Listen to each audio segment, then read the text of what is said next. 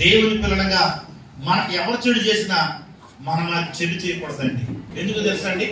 మన పక్షమున ఏమండి పనిచేసేవాడు దేవుడు. నీకు ఎవరైనా చెడు చేయాలనుకున్నారనుకో దేవునికి అప్పగించు. ఎవరికి?